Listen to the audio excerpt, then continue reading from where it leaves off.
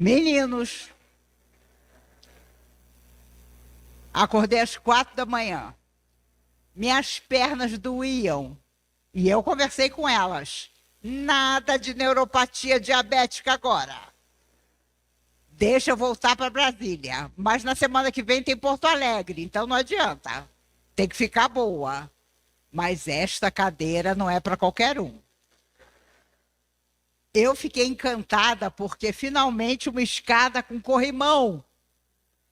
Pode fazer escada no Brasil inteiro, mas tem que ter corrimão. Agora, quando eu for Deus, não vai mais existir escada. Vai ser tudo rampa.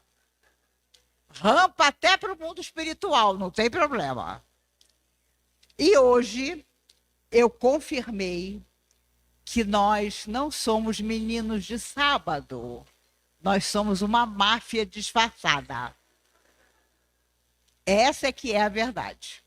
Porque onde eu passo, eu encontro pessoas queridas como vocês dizendo: eu sou um menino ou uma menina de sábado. E eu estava vendo coral maravilhoso cantando 6 mulheres e 3 homens. É impressionante. Como nós mulheres dominamos. Eu queria conhecer a primeira mulher que tinha ao lado dela um homem que disse: eu é que sou poderoso. E ela acreditou. Nós estamos pagando até hoje. Porque nós poderíamos dominar o mundo, mas estamos com preguiça. Se nós dominássemos o mundo, não haveria guerra. Uma criança não seria miserável. Um idoso não passaria fome. Tenho certeza absoluta disso. Então, eu acredito que no futuro do planeta Terra, as mulheres vão desempenhar um papel totalmente predominante. Eu estava vendo no jornal de ontem, aqui de São José do Rio Preto, que as mulheres desta cidade são mais formadas do que os homens, mas ganham até R$ 4.000 a menos do que os homens.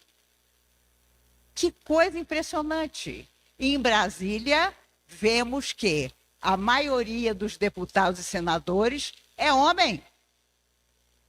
Então, meus amigos e amigas, enquanto o patriarcado não sofrer um baque, o mundo não vai melhorar.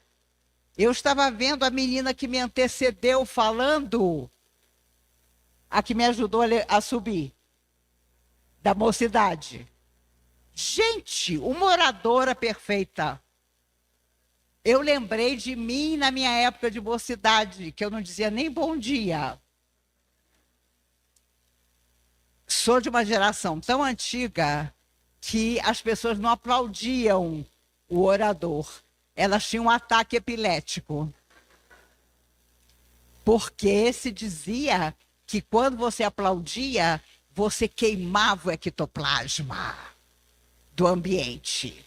Graças a Deus, os espíritos amigos foram corrigindo essas tolices criadas pelos homens da Terra. A casa nos propôs o tema O Evangelho é o Caminho.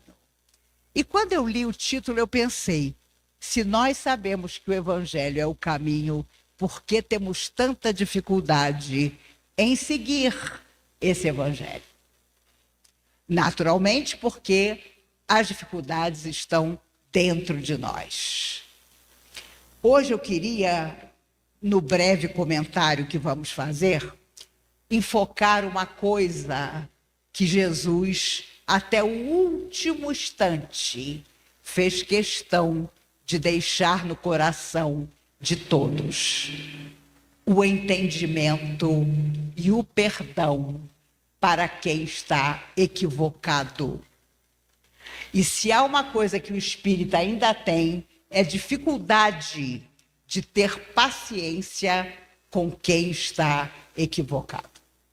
Ah, fulano era ótimo, mas de repente ele ficou desequilibrado. E onde é que está fulano, que nunca mais veio no centro? Não sei. Nós temos enorme dificuldade em nos interessar de verdade por aquele que chegou à casa espírita um dia e precisava de ajuda. Uma vez ouvi o Dr. Bezerra de Menezes dizer que seria muito bom se nós pudéssemos acompanhar a pessoa que procurou auxílio na casa por um ano depois que ela deixou a casa, para saber o que se passou com ela, o que foi que aconteceu e por que ela não se tornou, em definitivo, um trabalhador da casa que ela procurou um dia e da doutrina. Mas eu começo lembrando que está no Evangelho de Mateus, capítulo 26, versículo 50, a palavra de Jesus quando ele foi preso para ser oportunamente crucificado. Mateus registrou que Jesus disse para Judas, porque Judas chegou com os soldados. Judas era discípulo de Jesus. E Jesus vira-se para Judas e diz: amigo, a que vieste? Então, aproximando-se, lançaram mão de Jesus e o prenderam. Quando Judas dá um beijo no rosto de Jesus, porque esse era o acordo com os soldados, aquele que eu beijar, esse é Jesus. Jesus, ao receber o beijo, diz: amigo, a que vieste? Dando a Judas o último momento para arrepender-se e voltar atrás na sua traição.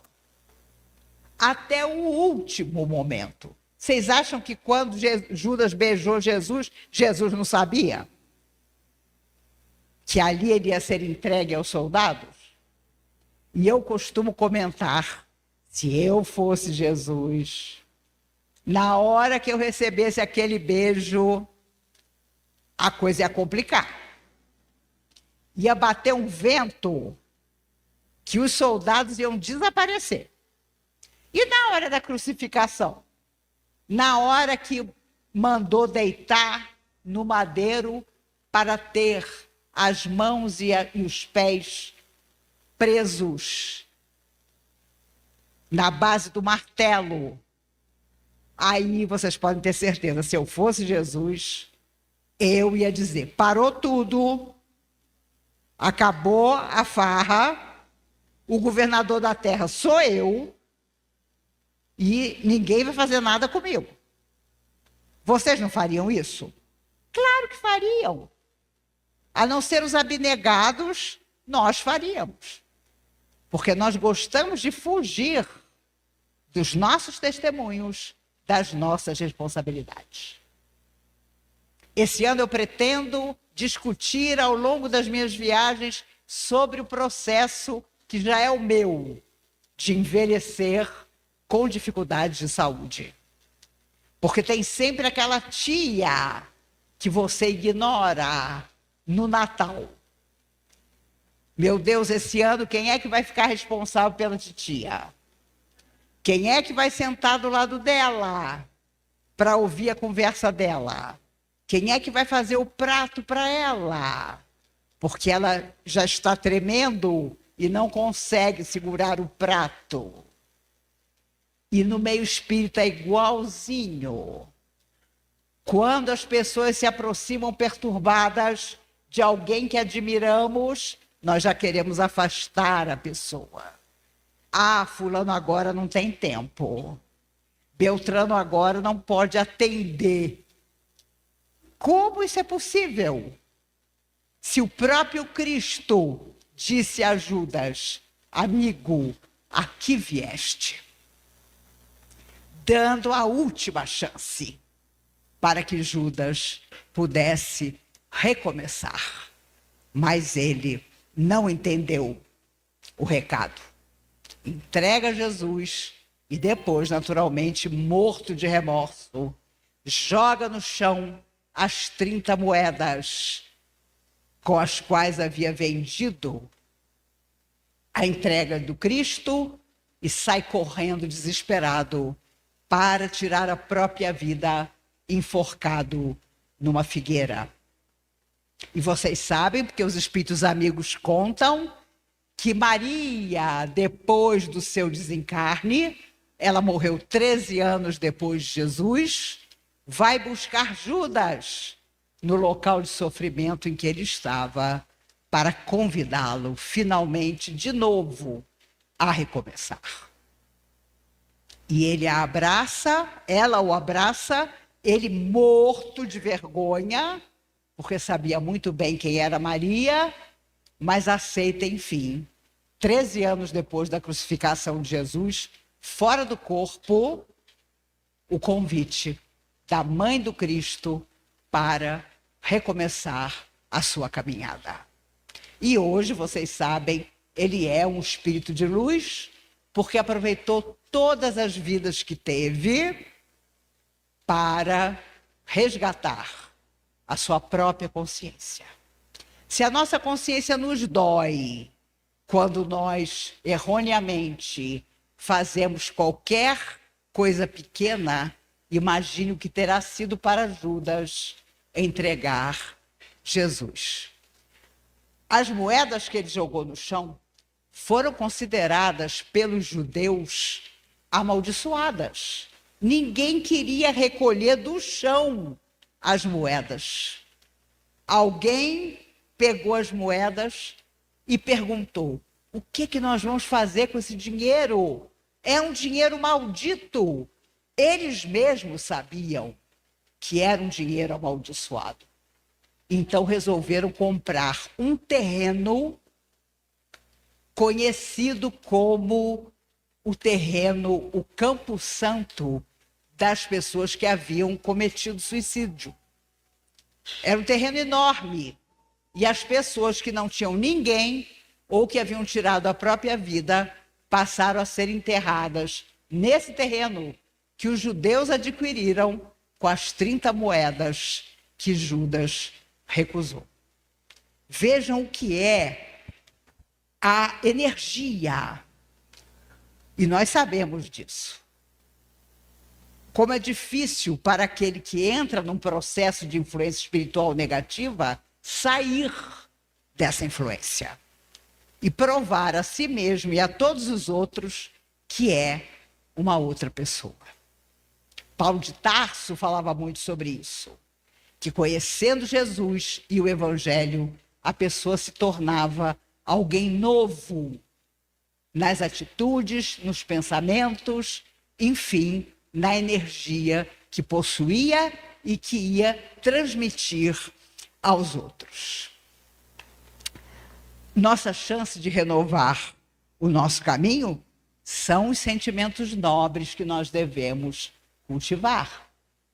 Sabemos disso, mas é muito difícil conseguir, porque temos que mudar o nosso psiquismo, a maneira como nós pensamos, como nós olhamos o próximo, bem próximo, em geral, familiares e amigos chegados, que nós muitas vezes não conseguimos enxergar de verdade. Irmã Dulce, considerada santa pelos nossos irmãos católicos, e ela sem dúvida é merecedora desse título, quando muito jovem, já vivendo a sua vida de freira, vocês sabem que ela estava prometida em noivado ao filho do melhor amigo do pai dela. E ela então teve que dizer ao pai que ela não se casaria nunca, porque o seu anseio era tomar o hábito de freira. E o pai a amava profundamente. E depois de insistir com o casamento, aceitou a decisão dela.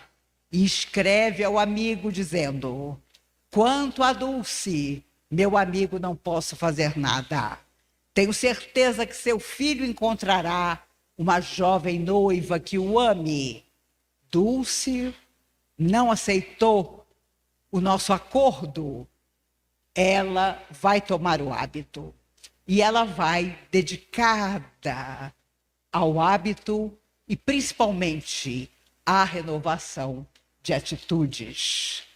Havia um comerciante que alugava dentro do convento um galinheiro enorme e pagava as freiras para deixar ali as suas galinhas.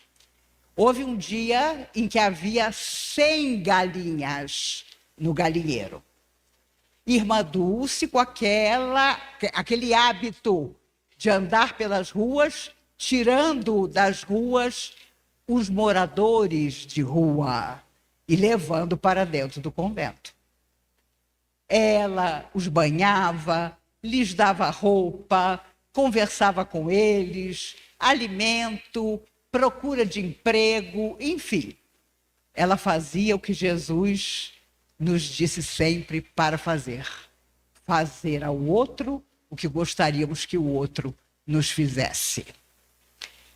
E um dia não havia o que dar de comer, porque já eram 80 moradores que ela tinha tirado da rua e que estavam morando dentro do convento. Ela teve uma ideia maravilhosa. Matou as 100 galinhas que estavam ali, hospedadas, fez comida à vontade para aqueles moradores de rua. Claro que uma semana depois o comerciante apareceu e, desesperado, viu que não havia uma galinha no galinheiro. Ele foi até a Madre Superiora. Madre, pelo amor de Deus, o que foi que aconteceu? Que Deus me 100 galinhas. Irmã Dulce, que entrava na sala, disse tranquila: ah, meu senhor, elas encontraram o destino delas. E ele perguntou: qual destino? Servir de alimento para aqueles moradores de rua. Imagine o prejuízo, porque ele pagava com antecedência a Madre Superiora, mas não havia uma galinha. Todas estavam na barriguinha dos necessitados. Será que teríamos coragem de fazer o mesmo? Ela não precisou nem de coragem, mas precisou de simples lógica.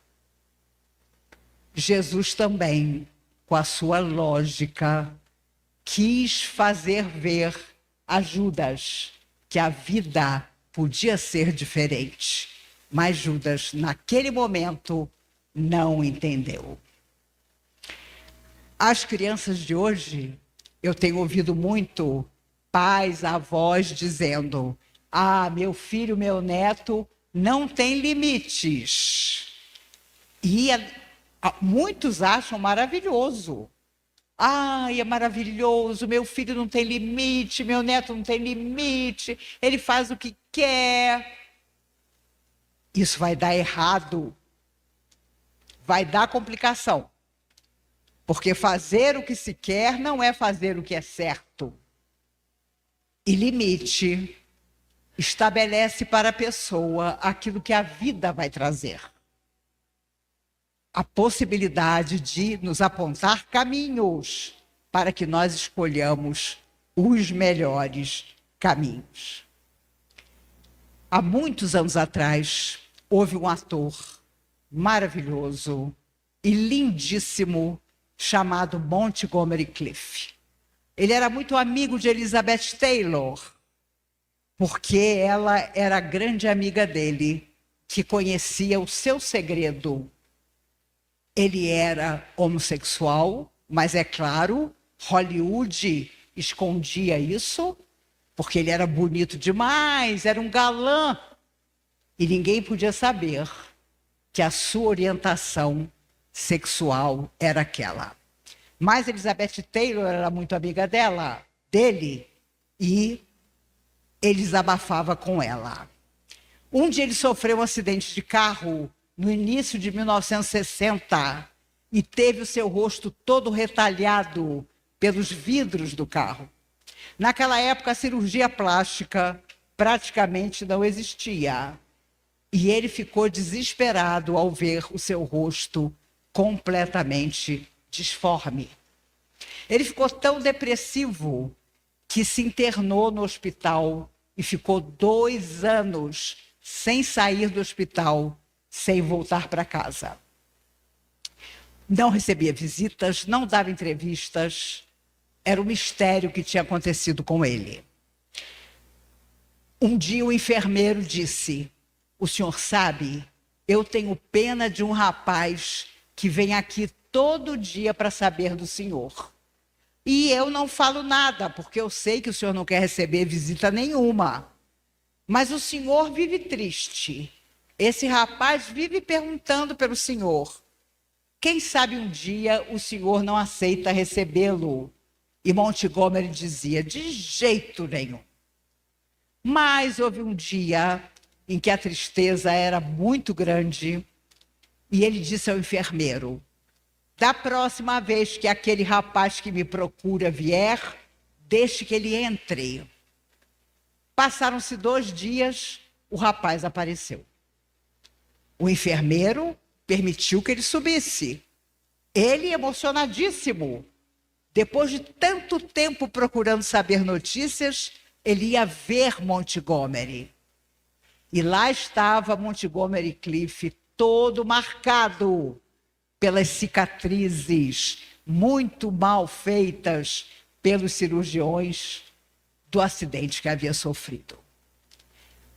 O rapaz não se intimidou, se aproximou da cama e disse a ele: "Eu vim lhe dizer que você é a minha inspiração. Eu estudo teatro. Eu sei que vou ser um ator. E eu queria que você saísse desse hospital e voltasse a fazer filmes." E Montgomery disse a ele: "De jeito nenhum. Esta fase da minha vida está terminada. Eu não aceito mais voltar a fazer cinema." E o rapaz, sem intimidar-se, disse: "Ah, você vai voltar sim, porque eu preciso do seu exemplo." E Montgomery, muito irritado, disse: "Como é seu nome, menino?" E o rapaz respondeu: "Eu sou Marlon Brando." O maior ator do século XX era o rapaz que visitava Montgomery Clift todos os dias. Imagine, perto de Marlon Brando, Montgomery era nada. Mas ali estava Marlon Brando, ainda jovem, para incentivar Montgomery Clift a sair daquela depressão e aceitar o último convite para voltar a viver. E 2 meses depois, Montgomery volta para casa e ainda faria alguns filmes, inclusive a biografia de Sigmund Freud, em que ele faz o papel do próprio Sigmund, já não bonito como antigamente, porque as marcas haviam ficado no seu rosto, mas trabalhando ainda muito bem. Infelizmente, ele se viciou na medicação violenta que ele tinha que tomar para suportar as dores e morreu ainda moço. Mas foi Marlon Brando que deu a ele a chance de vencer a depressão, sair daquele hospital e começar de novo. Se há uma mensagem que Jesus nos coloca em todas as suas palavras, é: comece novamente. Faça de novo. Não desista. Não se sinta pressionado por aquilo que não dá certo. Vá em busca daquilo que você pode fazer. O Chico, certa madrugada, voltava para casa e havia na rua, próxima à rua do Chico, um homem que criava um cachorro que na época não se sabia a raça, mas devia ser um fila. Enfim, o cachorro passava o dia inteiro sem comer para sentir fome e tomar conta da casa do homem. Ele vivia acorrentado, porque o próprio homem, dono do cachorro, tinha medo dele. O Chico voltava para casa naquela madrugada e, de repente, começou a escutar o barulho de uma corrente. O cachorro tinha se soltado e estava perseguindo o Chico. O Chico virou para trás com toda a calma. O cachorro já veio na direção dele. E daquele jeito que só o Chico sabia ter, abriu um sorriso e disse: "Ô, meu amigo." Imagine, se você numa rua escura encarasse um cachorro acorrentado, solto, você ia chamar o cachorro de amigo? Só o Chico. "Ô, meu amigo, você deve estar com fome." E o cachorro já no pescoço dele. O cachorro jogou ele no chão, se lançou em cima dele e não deixava ele sair. E então o Chico, inspirado provavelmente, começou a dizer: "Ah, meu amigo, se você me deixar levantar, se você sair de cima de mim, vamos até a minha casa. Eu prometo que tudo que tiver na geladeira é seu." Como entendendo, o cachorro saiu de cima do Chico. O Chico levantou, começou a caminhar para casa e o cachorro atrás. O que o Chico não sabia é que durante o dia, enquanto ele trabalhava na Fazenda Modelo, o açougueiro, que tinha recebido uma orientação espiritual através do Chico, tiro e queda para o problema que estava enfrentando, havia mandado para as duas irmãs do Chico, que ainda moravam com ele, toda a carne que ele tinha no açougue. Elas maravilhadas, porque elas eram muito humildes, o Chico também, ninguém comia carne. Entupiram a geladeira com a carne que o açougueiro mandou. Toda vez que o Chico chegava em casa, depois de muito trabalhar, psicografando, uma das irmãs levantava para servir café para ele, fosse a hora que fosse. Naquela noite, quando ele entrou em casa, antes que a irmã levantasse, ele disse: "Minha filha, não levante não, que eu estou aqui com um amigo e eu vou ficar conversando com ele, não precisa levantar não, não precisa nos servir café." O cachorro do lado do Chico. Quando o Chico, rezando, porque sabia que a geladeira só tinha água, abriu a geladeira, teve um choque. Era carne, linguiça, de tudo que era jeito. Ele pegou uma bacia no quintal de lavar roupa, passou o braço em tudo, jogou na bacia e o cachorro comeu tudo. O Chico lavou a bacia, se despediu do cachorro, o cachorro foi embora, morto de felicidade. Os dois aceitaram o acordo e cumpriram. O Chico deu tudo que tinha e o cachorro comeu tudo e não pegou o Chico. No dia seguinte, o Chico estava ainda dormindo, escuta a irmã gritando: "Chico, acorda, deu ladrão, deu ladrão. Alguém entrou aqui em casa, levou a carne toda. O açougueiro entupiu nossa geladeira de carne, não tem um grãozinho." E o Chico: "Não, minha filha, eu vou te contar o que aconteceu."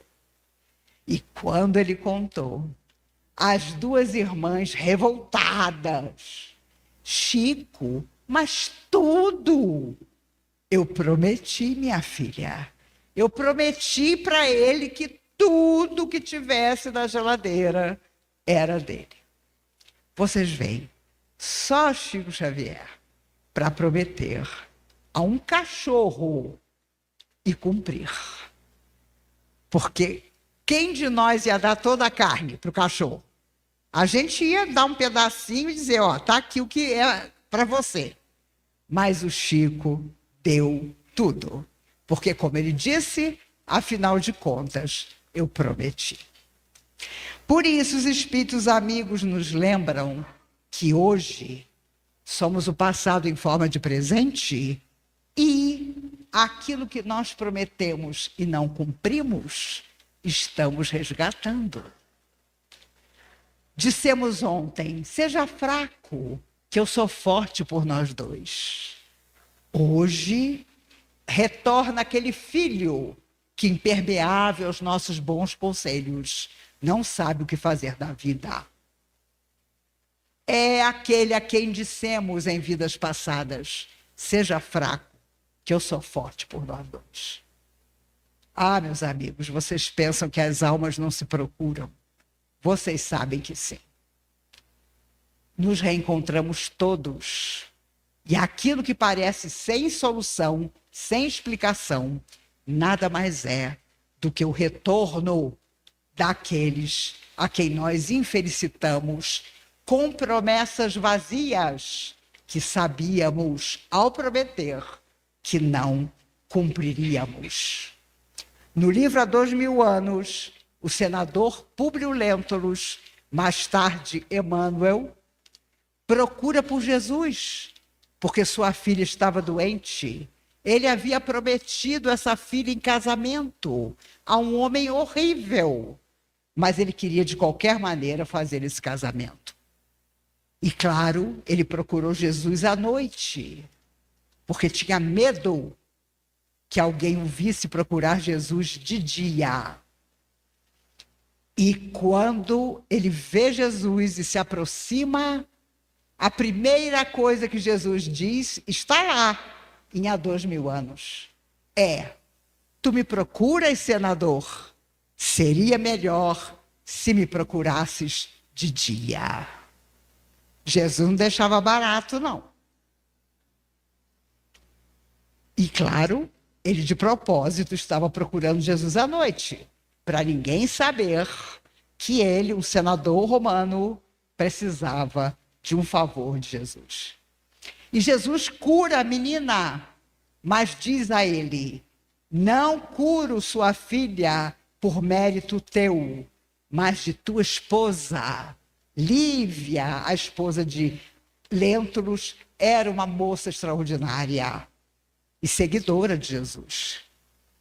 Mas ele alerta, cuidado, será que realmente este casamento é importante para ela? Não, não era importante, ela estava casando obrigada. Mas era importante para ele, o senador Públio, era interessante aquele casamento. E ela se casa, e quem já leu o livro sabe, foi profundamente infeliz. Até o último instante, Jesus propõe que ele desse à filha uma outra oportunidade. Mas o seu egoísmo e seu orgulho precisavam que a filha fizesse aquele mau casamento, porque era interessante para ele. A verdade, meus amigos, é que nós temos ainda dificuldade de lidar com o que mais existe hoje na Terra, os acidentados da alma. Pensem bem, quem de vocês não conhece alguém assim? Um acidentado do espírito. Fisicamente ótimo, sem problema nenhum de saúde, mas por dentro do coração. Quantas lutas, quantas coisas não resolvidas. E se nós que afirmamos, que acreditamos na imortalidade da alma, não tivermos tolerância e bondade com quem é acidentado da alma, quem terá?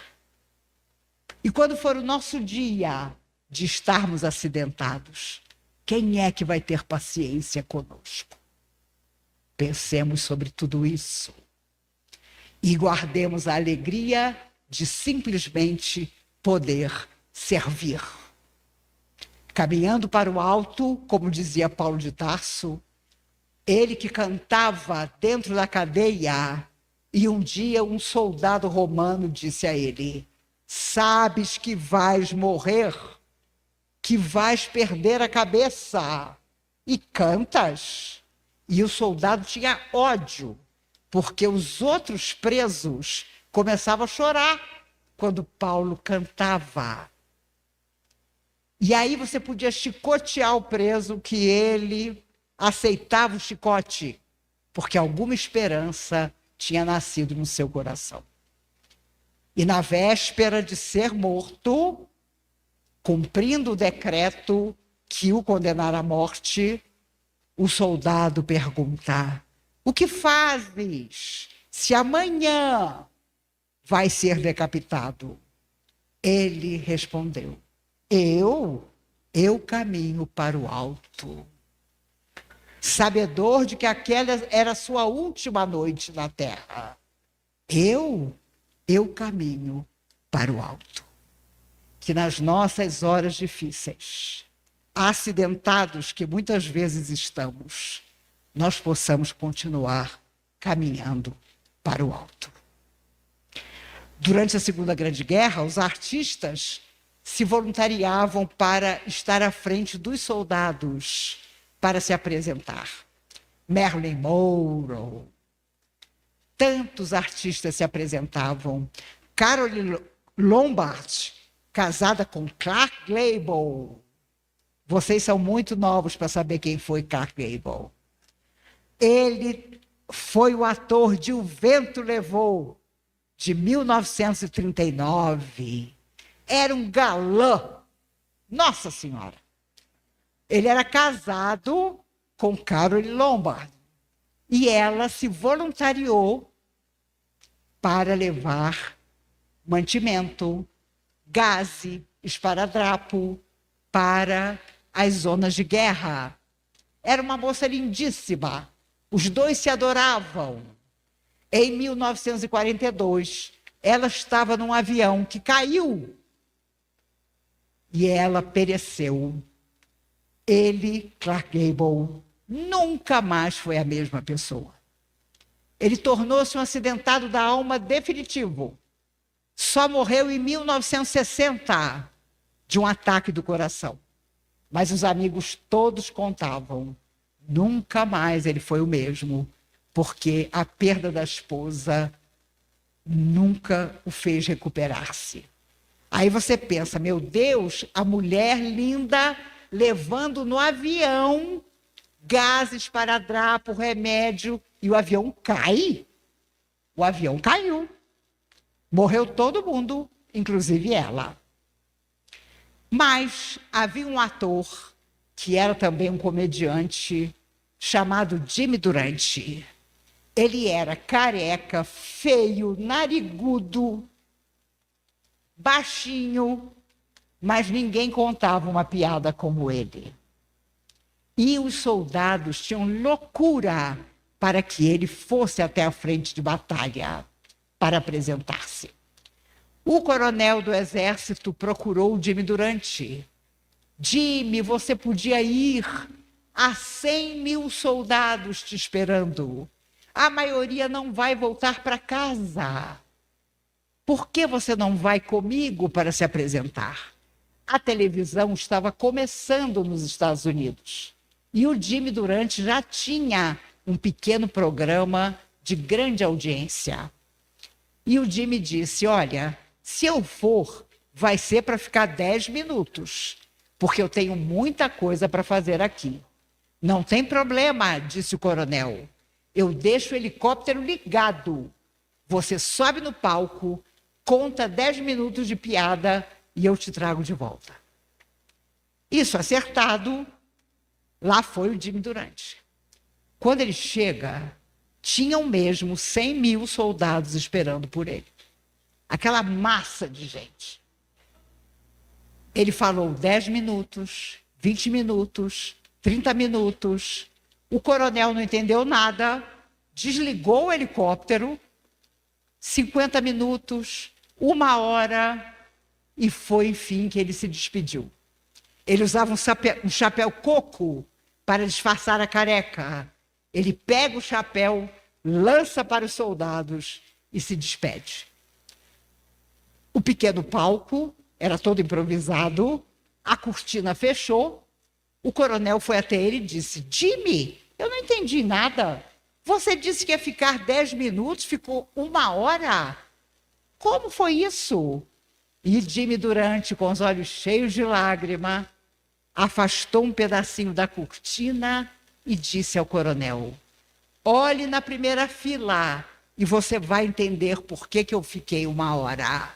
Na primeira fila havia 2 soldados. Um tinha perdido o braço direito, o outro tinha perdido o braço esquerdo. Os 2 sentaram juntos para juntos aplaudir. Essa história ficou famosa, porque Jimmy Durante voltou para os Estados Unidos e contou: há soldados que perderam um braço e o outro também, que sentam juntos para nos aplaudir. Vamos todos até lá. E foi uma enxurrada de artistas, de galãs, de mulheres lindíssimas como Marilyn Monroe, que então ainda não era a Marilyn Monroe, para se apresentar aos soldados, muitos dos quais não voltaram até a Segunda Guerra acabar.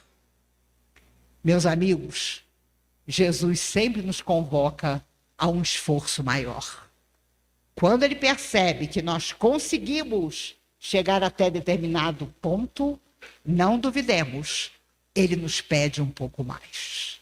Se nós vamos doar esse pouco mais para a vida, é decisão nossa. Mas que qualquer que seja a nossa decisão, nos lembremos que Jesus disse a Judas: amigo, amigo, a que vieste? Nós chamaríamos Judas de amigo? Jesus chamou. Nós deixaríamos as galinhas vivas ou mataríamos as galinhas como fez a irmã Dulce?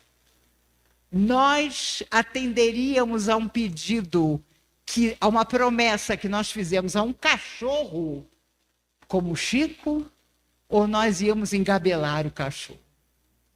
Não é bem aquilo que aconteceu, é o coração de quem estava envolvido que nos deixa a lição. Não precisamos hoje ver o que Jimmy Durante viu e mudou a sua existência. Nós podemos, ali na esquina, encontrar alguém que está só e que precisa do nosso olhar, de que nós perguntemos em que nós podemos ajudar. E mais grave do que ir distante buscar trabalho é ignorar dentro da nossa própria casa aquele carente que precisa da nossa atenção e que nós fingimos que não estamos vendo.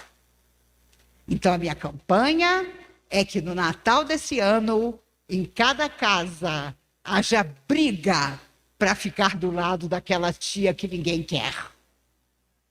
Tenho certeza que nós vamos disputar estar ao lado das pessoas necessitadas que estão dentro da nossa casa, a quem nós podemos dedicar 5 minutos de carinho.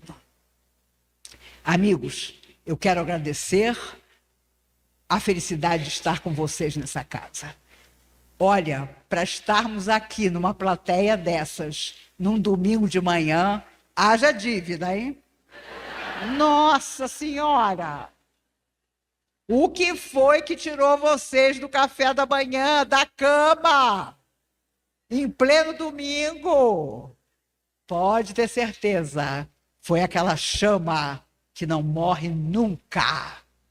Você quer que ela morra, você quer ignorar, mas no último minuto da sua necessidade, essa chama te diz: continua, segue em frente, não desiste. E já que nós, meninos de sábado, no mundo inteiro, somos uma verdadeira máfia, não é? O Jô Soares é que dizia, não deixa a máfia vir para o Brasil, porque a máfia no Brasil acaba. Porque o brasileiro tem tal maneira de olhar as coisas que a máfia ia se diluir aqui no Brasil. Mas que nós sejamos a máfia do bem, possamos buscar serviço onde houver necessidade. E um dia eu tenho certeza, alguém virá nos buscar e dirá, bem-vindo, amigo, o mundo ficou melhor porque você viveu nele. Me despeço de vocês, amanhã à noite tem outra palestra, mas me despeço nesse domingo de tanto sol. Aqui não faz calor, é só quentinho. Brasília é 1000 vezes pior. Tenho certeza que nos despedimos com Alta de Souza. Essa pessoa querida que sofreu tanto da terra. Quando ela escreveu a primeira poesia através do Chico, chamada Nossa Senhora da Amargura, o Chico contou que ele chorava tanto e ela chorava tanto escrevendo através dele que ele não sabia se as lágrimas eram dela ou se eram dele.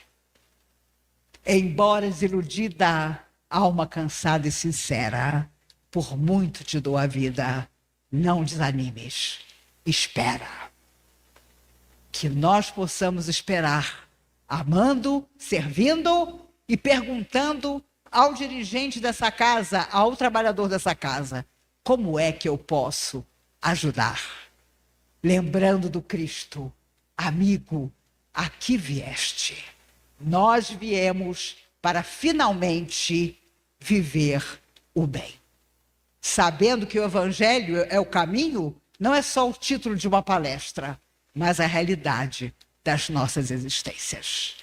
Que Jesus os abençoe. Que Jesus os proteja, que encarnados e desencarnados aqui presentes sejamos iluminados por essa luz que não morre nunca, que é a do Cristo dentro de nós.